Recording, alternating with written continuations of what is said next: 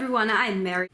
It's been a while again since I filmed a video because do you guys remember when I told you that my future house was going to be renovated?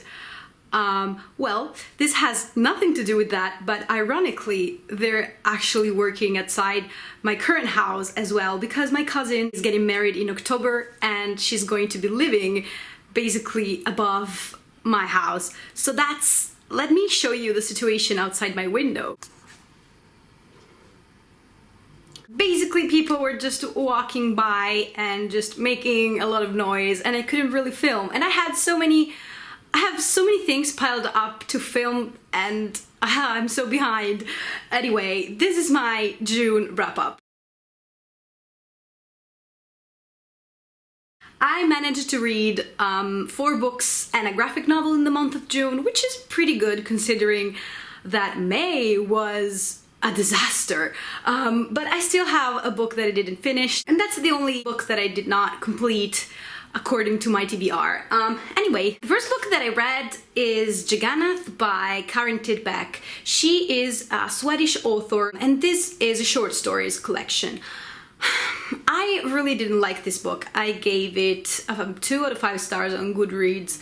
But outside, you know, the star rating, I just feel like I stumbled across the wrong genre really, because this was just not for me. I saw that it has like very, very high ratings on Goodreads, so I thought maybe I'm the only one that just didn't get this book. This has to do a lot with Swedish folklore. I don't know anything about, you know, Sweden or the Swedish culture. Maybe if I had known something about that beforehand, I would have appreciated it more. The stories are very dark, very like they are meant to be disturbing in a way.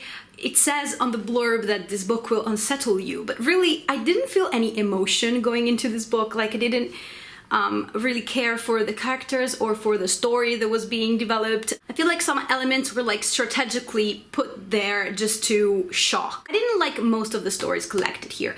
I felt like they had no real connection between them. I know that this collection includes a lot of stories that she wrote like throughout the years. She just collected all her short stories and put them into a single volume. I'm not really a big fan of short stories just because I feel like it's so hard to pull out a very good short story. It's like when you're trying to explain something and you have like 5 minutes to do so, so you have to be very, very clever and very good at explaining yourself if you want to be understood in those 5 minutes. To write a very good short story, you have to be a very good storyteller. If you don't enjoy or really don't read a lot of short stories, I wouldn't, you know, start with this one. But if you feel like this is a book that could be interesting for you, then maybe you can pick it up. I just didn't like it. The second book that I read was also a book that I disliked.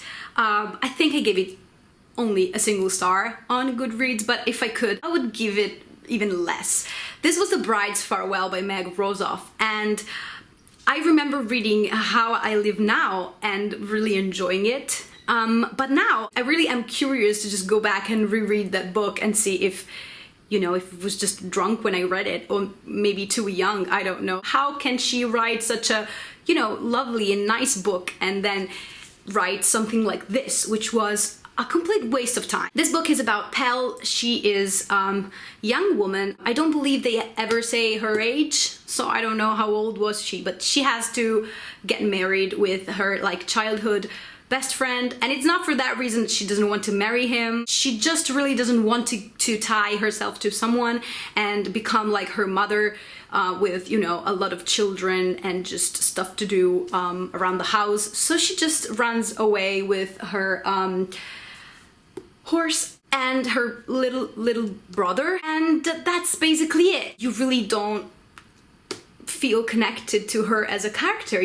Her decisions don't make sense, not because you don't agree with them. You just can't understand why she's making them, because she doesn't have a personality, so I mean, her decisions are just all over the place. The things that happen are very forced. The most used plot device, I would call that, was just to wait for something to happen. For like someone to come or something to happen, and then someone would come or something would happen, and I mean, it was just very bad. The ending was bad. The message inside this book was bad. I can't believe I even spent time to talk about this book. I even wrote a Goodreads review about it because I was just angry at this book for some reason. And it was also mildly sexist. Like, their domesticity did not include the influences a woman likes to impose on a man. Oh, thank you. Very good book, Meg Rosoff. Then I picked up A Study in Scarlet by Sir Arthur Conan Doyle, which is the first book in the Sherlock Holmes series. And I really enjoyed this book. It was not fantastic. I gave it a 3 out of 5 stars, I believe. It was just a nice story. I think I was not too interested in the main plot. That's why I didn't give a high rating to it. I was just more interested in the relationship between Sherlock Holmes and Dr. Watson. I loved the way they interact and I can't wait to read more. So I would definitely buy like a bind up or something. Then I picked up a graphic novel, which is Chew, Volume 1, Taster's Choice. This is the story of Tony Chew. He is cybopathic, which means when he eats something, he has like physical sensations and gets all the information that revolves around that thing that he just ate. He is a detective and he basically starts using his ability to investigate by sometimes even tasting dead people. I just enjoy reading this graphic novel so much. It was a fun read, and the art in here, it's beautiful. Maybe you can see better the art.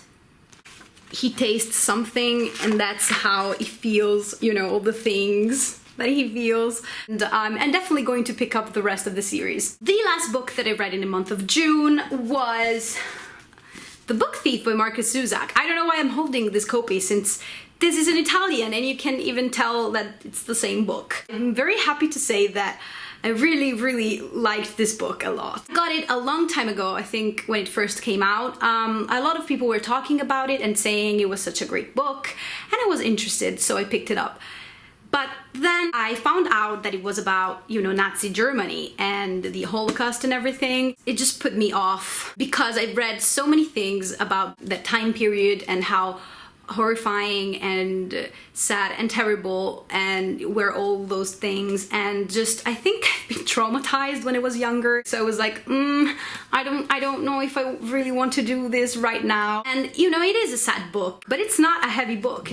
This is surprisingly very kind of soft and delicate. It's like, you know, he was tiptoeing into this kind of big topic, which is so daunting, you know, to describe. It was very easy to read and really enjoyable. Sometimes it was a bit cheesy for my own taste, but it didn't ruin it at all. I mean, I gave it a 4 out of 5 stars on Goodreads because I just think it's very good. And I know that this is a young adult novel, so yay, I'm liking some young adult novels.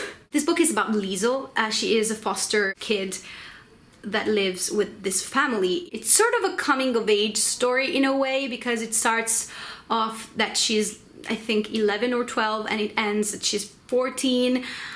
So she's just growing up throughout the book, and she just has her peculiar ways of seeing the world, and she feels attached to books, so she wants to steal them. But it's more complicated than that. This period of time is horrible. There are horrible things happening around her, and she still clings to books and to stories just to keep herself sane in a way. Even though she's so young, she needs to feel attached to those stories. It's a very interesting story, and I just loved the way it was told, and his writing style is great, and I'm curious now to read something else that was written by him. So yeah, I highly suggest you pick up this book, especially if you didn't read a lot of books about this kind of time period. This is a good start because it's not too heavy, but it's still very powerful. That was it for my June wrap up. I will post more videos very soon. Please let me know in the comments down below if you read any of these books, what you thought about them, and just if you want to chat, I'm always up for it. I'll see you guys in my next video. Bye!